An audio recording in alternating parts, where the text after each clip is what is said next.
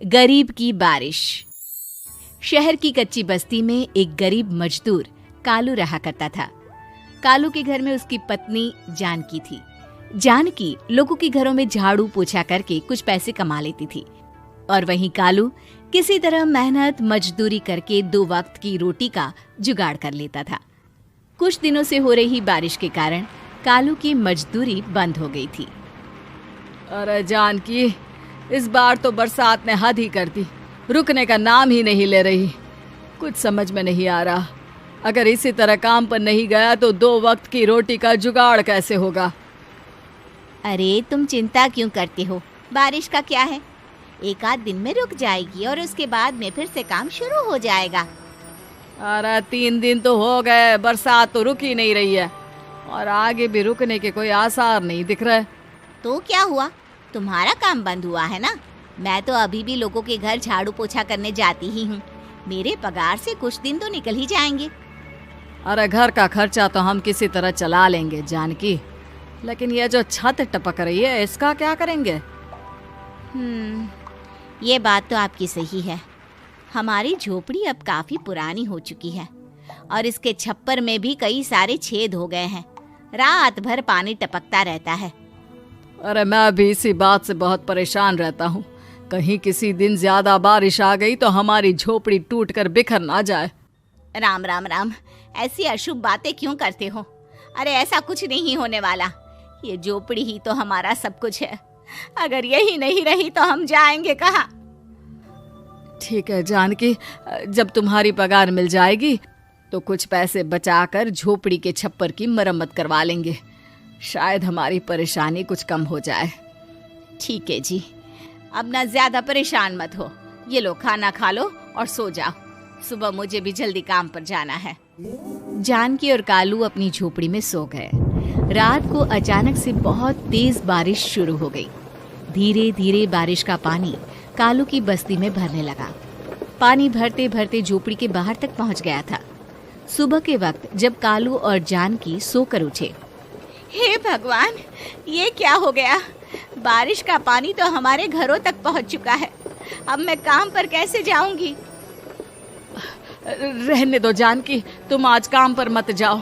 ऐसे पानी से निकल कर जाओगी और बीमार पड़ गई तो लेने के देने पड़ जाएंगे। लेकिन अगर नहीं गई तो मालकिन लोग नाराज हो जाएंगे।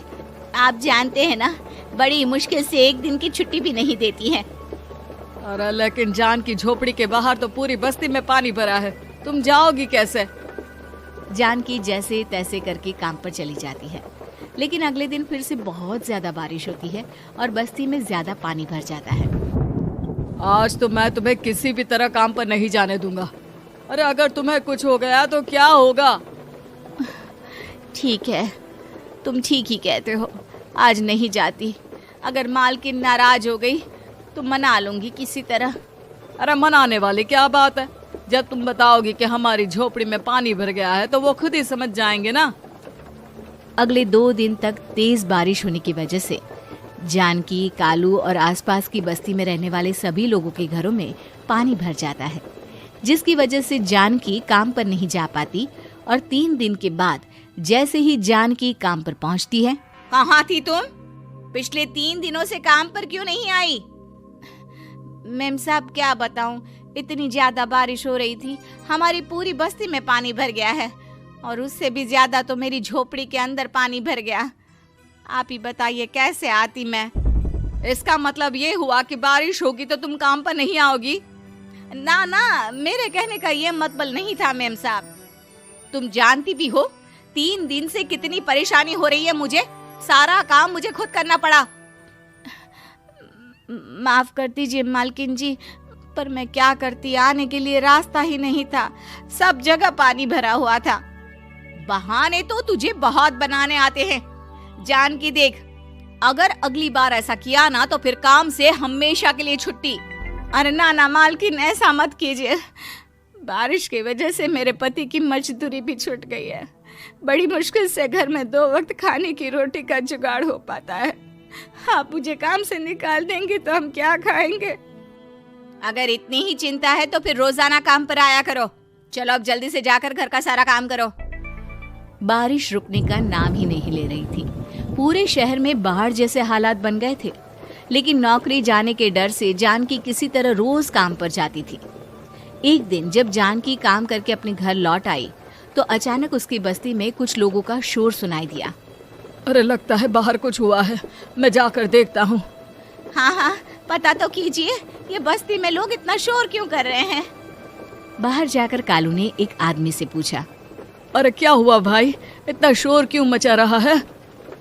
अरे क्या बताए भैया, अपने बस्ती के बाहर एक पुल टूट गया है और वहाँ पर एक कार फंसी है। थोड़ी देर में अगर किसी ने नहीं बचाया ना तो वो कार पानी में बह जाएगी। हाँ? ये क्या कह रहे हो भैया, कार के अंदर कोई है क्या? हाँ, कोई औरत बैठी है, अकेली है, बहुत रो रही है बेचारी, मदद के लिए बुला रही है। अरे तो हमें जाकर उनकी मदद करनी चाहिए ना।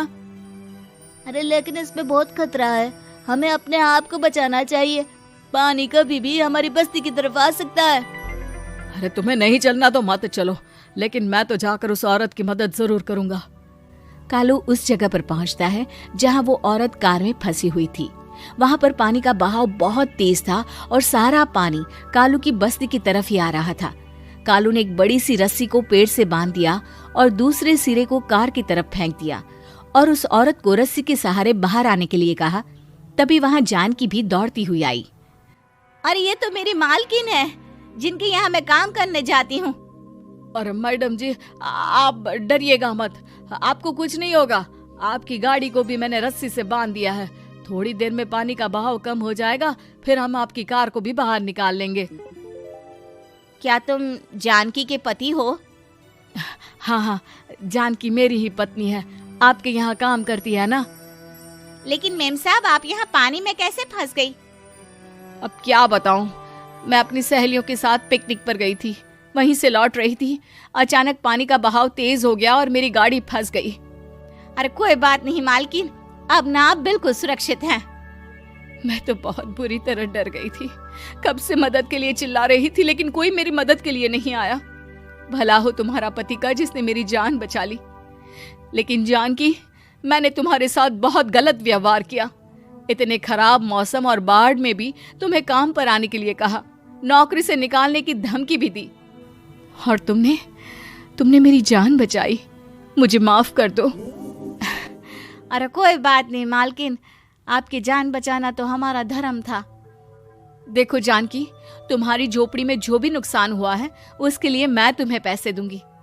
आज तुम्हारे पति ने मेरी जान बचाई है और आज के बाद मैं तुम्हें कभी भी नौकरी से निकालने की धमकी नहीं दूंगी। आज मैं तुम्हारी परेशानी को अच्छी तरह समझ चुकी हूँ। हम जैसे पैसे वाले लोगों के लिए अपने घर में बैठकर बारिश का मजा लेना बहुत आसान है, लेकिन तुम गरीब लोगों के लिए बाढ़ और बारिश काफी परेशानी खड़ी कर देते हैं। ये बात मुझे आज अच्छी तरह समझ आ गई है। आपका बहुत बहुत धन्यवाद मालकिन।